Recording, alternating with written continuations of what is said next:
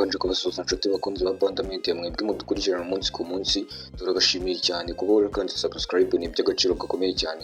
Nimba nawe rero hageze ubwa mbere utarakanda subscribe, ndagusaba kuyikanda ndetse ugakanda like kuri iki kiganiro, igitekerezo cyawe kandi nikibure muri comment. Wowe uhageze uri mushyashya rero kanda subscribe, ukande like ndetse ushyire n'igitekerezo cyawe muri comment. Muri iki kiganiro ikintu ngiye kubabwiraho ni ikigendanye n'aba bahanzi babiri umuziki nyarwanda, ndakeka benshi murabazi kandi mwese murabafana, ndetse n'utabafana bose agira umwe afana muri bo. Umuhanzi bita Itawacu Bruce cyangwa se Bruce Melody, ndetse n'uwo bita Mugisha Benjamin cyangwa se The Ben. Ndakeka ijambo The New Year Groove ntabwo ari ubwa mbere uryumvise mu matwi yawe. Iki ni igitaramo rero gitegurwa na Mugisha Benjamin, kiba buri mwaka. Iki ni igitaramo cy'ingarukamwaka, ndetse no mu mwaka wa 2026 ukaba biteganyijwe ko iki gitaramo kizaba, ariko kikazabera muri BK Arena. Iki gitaramo rero cyari giteganyijwe kuzabera muri Stade Amahoro, ariko kubw'ibikoresho bikeya byatumye nyine batagishyira muri Stade Amahoro, ahubwo bagishyira muri BK Arena. Ariko bikaba biteganywa yuko umwaka utaha 2027 iki gitaramo kizabera muri Stade Amahoro. The New Year Groove 2026 rero bakurikira social media, bakurikira entertainment yo mu Rwanda, murabizi ko batumiyemo Bruce Melody.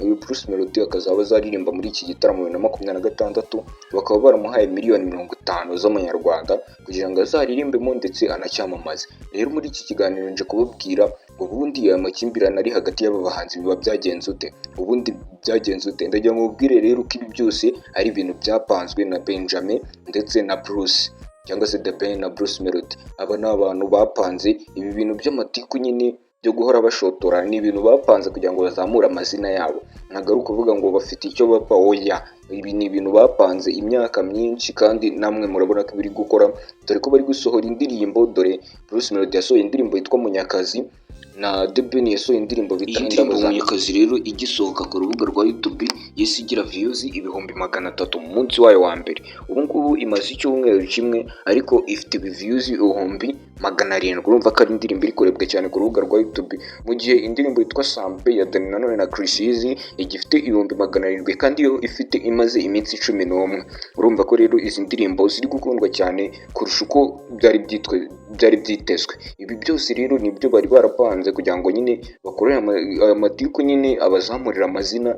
N'iriya press conference yakozwe na The Ben bategura kino gitaramo cya The New Year Groove, warabibonaga ko nyine ari abantu batavuga rumwe kuko bagendaga basubirizanyamo. Bruce Melody avuga ati njyewe ndabateguza indirimbo yitwa Munyakazi mu minsi 3. The Ben nawe nta wundi muntu umubwiye, nta kindi kintu, ahita avuga ati nanjye mu minsi 5 ndaba nabategura Indabo zanjye. Murumva ko iyi ari competition ikomeye cyane, ariko ndagira ngo mubwire ko biriya byose atari competition nk'uko mubibona, ahubwo nyine ni ibintu byapanzwe kugira ngo babishyire mu bikorwa, babyite nk'aho ari competition kandi mu by'ukuri atari competition. Abenshi amakuru ya collab ya Bruce Melody na Diamond ndakeka murayafite. Ku munsi w'ejo rero nibwo Coach Gaël yasohoye amakuru avuga ko iyi collab yari yarahagaze bitewe n'ibintu nyine bituzuzwaga, kuko Diamond nyine yari ariko basaba miliyoni 30 kugira ngo nyine iyi indirimbo izajye kuri channel ya Bruce Melody. Diamond we indirimbo yamaze gukorwa, ariko nyine yashakaga ko ijya kuri channel ya Diamond.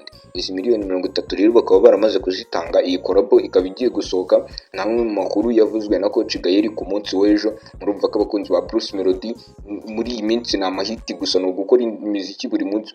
Reka nigarukire kuri iyi ndirimbo ya The Ben rero bita Indabo zanjye. Iyi ndirimbo nayo ikaba yarasohotse ku ndirimbo zo gustreamingiraho imiziki, ariko nyine ikaba itaragera ku rubuga rwa YouTube. Ariko nyine bikaba byavuzwe ko iyi video yamaze gukorwa, ndetse ko muri iyi video hari clip imwe ngo The Ben aba ari kubagendera Bruce Melody. Nimba ari byo nanjye simbizi, ariko turategereje video kugira ngo tuzabirebe neza atese nibyo koko abari kuyibaga cyangwa ni ukubeshya nyine kugira ngo abantu bibonere views. Ariko ngiye amakuru mbaha abayizewe 100%, ariko nyine ibitizewe 100% ntabwo mbabwira ko byizewe.